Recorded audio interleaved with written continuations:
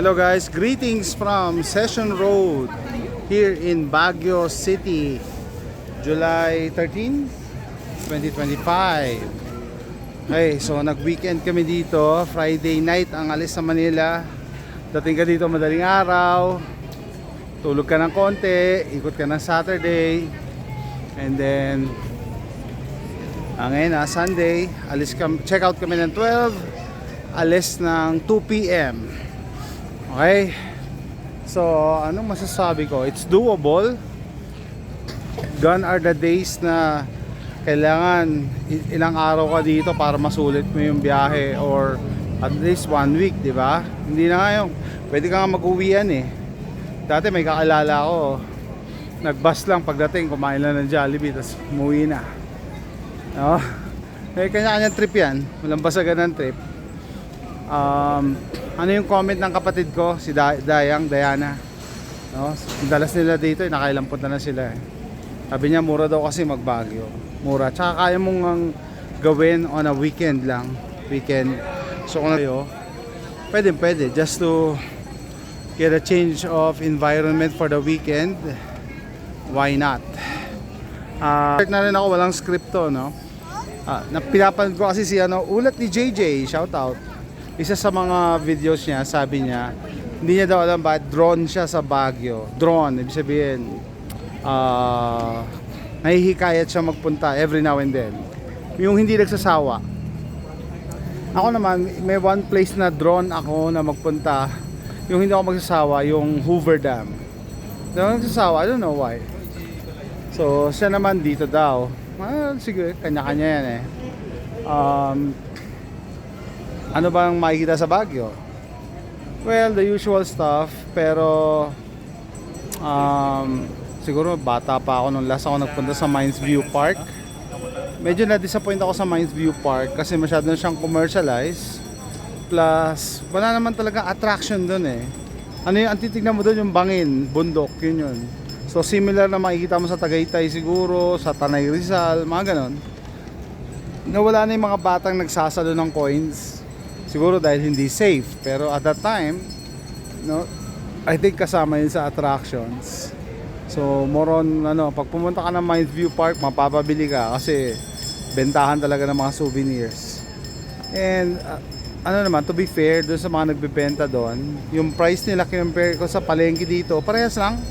Bumili ako ng knife na nakatago sa wood. Parehas na yung presyo, 380 pag tinawaran mo hanggang 350. So uy, meron tayong dito, sama ni Peter Pan, o si Peter Pan male version. Anyway, so ayun, ano pa ba yung Good Taste, pinipilahan na restaurant. Nakaka-curious din ako. Sabi ng kapatid ko, ilang beses sila nagpunta, hindi sila nakakain kasi sobrang haba ng pila. Sabi ko, ganun ba kasarap yan? Well, may honest review, ginawa ko yung honest review, no? Masarap naman, and malaki yung servings at saka mura. Yun siguro ang but nothing exceptional, no? I mean, you're not missing anything pag hindi mo napuntahan. Okay, yeah, nagwa-vlog ako. Ayun na, sa palengke naman yun. Look at the dogs. Yan. So pag Sunday, sinasara pala tong Session Road, tapos nagpuput up ng mga ganyan canopies para magtinda ng kanilang products. Ang cute ng aso na, ang cute nga eh. Yeah. I miss my dogs. Pet supplies, okay. Hello. Ano pa masasabi ko sa Baguio? Eto. Halos magkakadikit yung mga attractions, halos lalong-lalo na pag connected dito sa Session Road. Ano ibig sabihin? Palengke, yung cathedral, yung etong mga ukay-ukay, mga ganon, no?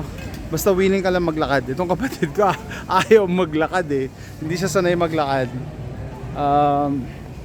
Sabi niya, ako nga daw hingal na. Hinihingal pero kaya ko pa maglakad. Kasi meron din kasi option na mag-taxi. Napaka tourist friendly ng taxi dito. Walang nangongontrata, tapos flag down rate, tas ang mura lang mag-taxi. No? Yung ano nga yung from SM Baguio to the terminal, bus terminal, kasi bumili na kami ng ticket namin kahapon 9 minutes lang yun pag nilakad. Nag-taxi pa kami.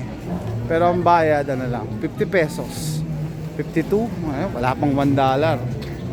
So may maingganyo ka talaga mag-taxi or mag-commute. Pwede rin naman mag-jeep, mas mura, kaso kakainin yung oras mo.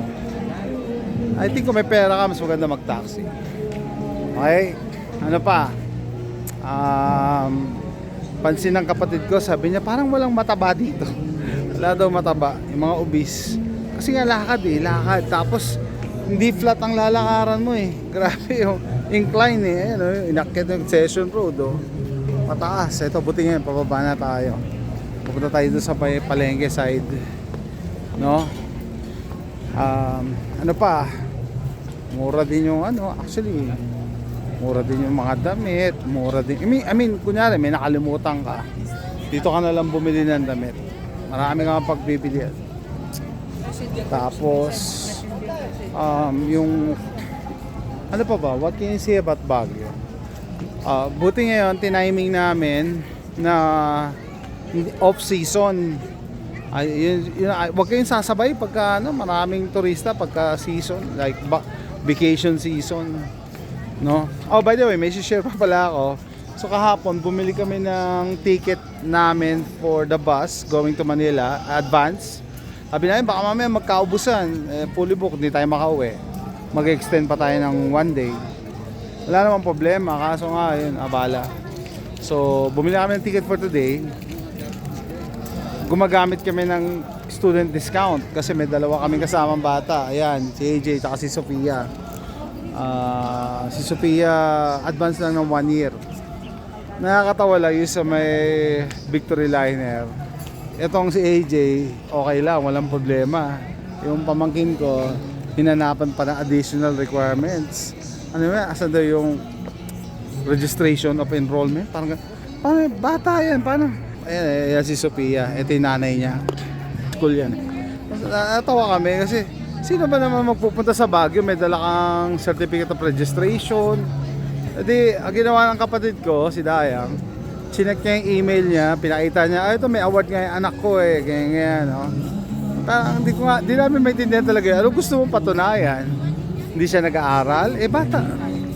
Ano siya, out of school? Hindi ko maraming pera to, ayaw niya lang matahin yung nasa counter ng Victory Liner, pero kung umasta yung ticketing ng Victory Liner, kala mo tagapagmana ng kumpanya Illegal naman yung transaction kasi may dala naman kami mga IDs ng mga bata. Hindi ko alam ba't ninanapan niya pa ng tawa kasi yung kapatid ko, asar na. Ayaw niya lang tarayan kasi baka mamaya sabihin wala na pong seat. So yun, yung nangyari sa amin kahapon. Tapos in terms of ano pa ba? Well, mga tao friendly naman as always. Tapos yun, nag-church kami kanina sa cathedral. Nagulat lang ako na kinakandak sa Ilocano yung mass. Well, na-realize ko nga pala Ilocano mga tao dito. Similar with sa Bicol, pag umatan ka ng mass sa Bicol, Bicol ang mass. Pero yung mga prayers, English pa din. Okay? Yung kagabi hindi na ako nagpunta sa night market. Niyaya ako ng kapatid ko, alas 9 ang start ng night market Sabi ko pagod na ako Pagod na pa siya kapag nasa hotel ka na, tapos ka na kumain, nag-toothbrush ka na, nag-change ka na ng clothes pantulog. Ayaw mo nang bumangon talaga. Sabi ko, night market, actually hindi nga ako nag-dinner kagabi mapapakain ka lang doon, tapos mapapabili ka na naman. Yun pa pala, dapat may control ka. Kung sanay ka ng tourist, may control ka sa pagbili. Sabi ng kapatid ko, isa naming kapatid yung ate ko, ate Jo, kung makabili daw, kala mo gusto bilhin lahat Last time daw nag-Baguio sila, Halos 30 milyon binili na, pasalubong, pati gulay, prutas, lahat. Punong-puno daw yung sakyan nila pero ngayon kasi nag-bus lang kami. Kaya dapat control. Mahirap magbitbit pag nagko-commute. Kaya may kumakanta. Kahapon may nadaanan ako may nadaanan kaming bulag na lalaki kumakanta. Tapos nagkakanda, kumahog siyang magsuot ng mask kasi nahulog. Naawa naman ako at medyo natawa din kasi nakakaawa kasi bulag siya. I mean, hindi niya alam. Hindi niya alam. No? Wala nang mas mga tao Dito ka anak sa ilalim. Wala nang mas mga tao dito Although may mga ilan-ilan pa rin na nakamas pero wala na ano to? Bakit? So yun.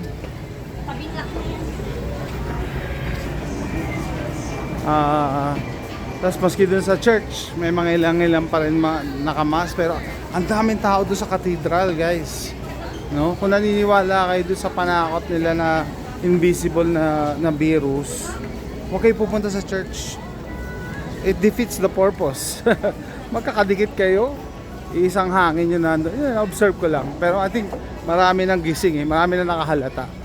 Tsaka ang daming tao din sa Baguio, nagulat ako. Kahit hindi season, kahit off season siya, maraming tao. No? Akala ko, konti lang pupunta kasi tapos na yung summer. Hindi, marami pa din. Lalo na pag nakita nyo sa ticketing ng bus, dami pa rin nagko-commute. And yun nga ang very revealing para sa akin na kaya mo nang mag weekend lang, uwian ka lang 1 day, 2 days max. Ano to? Lutuan. General Merch.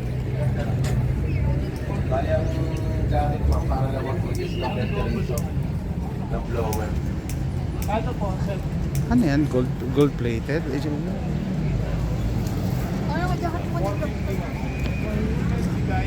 Gold plated? Ganda. Look. Go.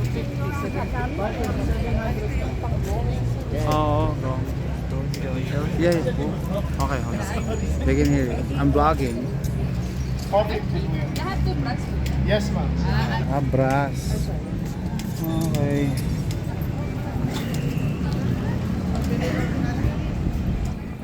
So, ano pa ba? Sa Burnham Park, mura pa rin mag-boating. Kasi yung tubig talagang madami Madami talaga yung tubig, hindi nila nililinis. Pwedeng malinis siya kung tutusin merong ganun sa Houston malinis Ito hindi mo talaga makita ilalim. Tapos I think kung ilang beses ka na nagpunta sa Baguio, ang reason para bumalik dito, not because na mahikot mo uli yung mga attractions. Parang lang, to enjoy the view, to enjoy the weather. Mga ganun lang, hindi mo kailangan magkumahog na ikutin lahat in a very short span of time. I-enjoy mo lang talaga. Yung sa Wright Park nga, sabi ng kapatid ko, magpipicture lang tayo doon. Pero ako, siguro kaya ko pa magstay doon. Magpapatay lang ng oras. Gusto ng kapatid ko mag-picture lang. Tapos alis na. Lipat na. No? Ay patawid papuntang palengke. No? Yan. Overpass. Haji, go. Let's go. Grabe kasi humidity sa Manila So siguro sinasabi ko rin kay AJ pwede ka mag quick getaway dito para gusto mo lang makatim ng lamig. Malamig pa rin naman siya kahit hindi December. At least di ka papawisan. At pwede ka mag-suit ng light sweater, light jacket. Ay. Ayan daming taxi Pila. Matutokso ka talaga, mag-taxi na lang. Pero kaya, doable na maglakad-lakad. Lalo na kung katulad ko nag-i-enjoy maglakad. Tsaka kinukonsider na exercise. Sabi ko magpagutom tayo dahil in just a few minutes or 1 hour lunch na naman eh. No? Yeah.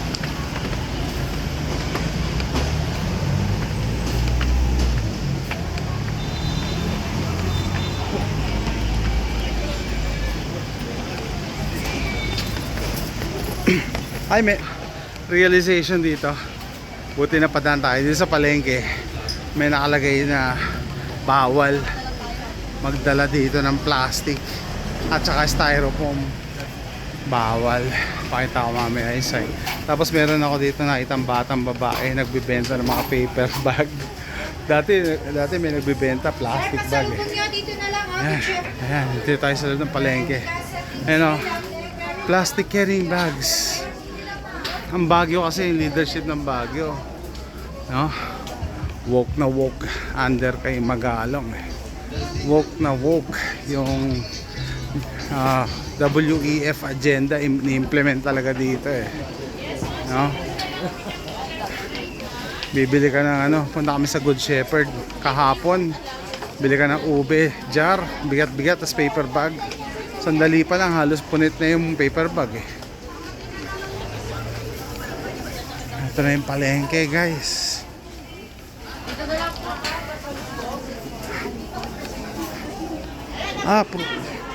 Prutas. Yung isa naming kapatid kasi nagpapabili ng prutas. Sabi ko nga, commute lang kami. Pabili pa ng gulay. Hirap kaya magbitbit. Pero iba na rin talaga panahon ngayon, no? Ano na rin yung digital age. Pinadala niya na lang yung GCash pambili ng ano gusto niya ibili.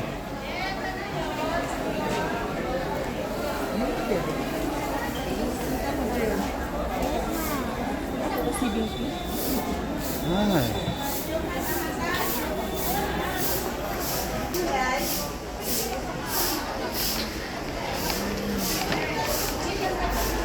First time ni AJ sa Baguio. Hopefully he'll want to come back. Ay. Hirapan kasi siya kasi bago tuli siya eh. Hirapan siya sa lakad eh.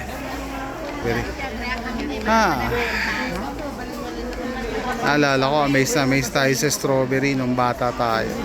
Ay, nung hindi pa kami nakakarating na Amerika. Pero ito, halos all year round may strawberry sa Walmart. Mas malalaki pa, mas mapopula. I know that people are amazed with strawberries. You can only buy this in Baguio, not in Manila. But in the US, it's available all year round in Walmart. Patid ko. Oh guys, mahaba na itong video. Tatapusin ko na, no? So, from Baguio City, Sunday, July 13. Tama ba? July 13? Okay. Bye. Say goodbye.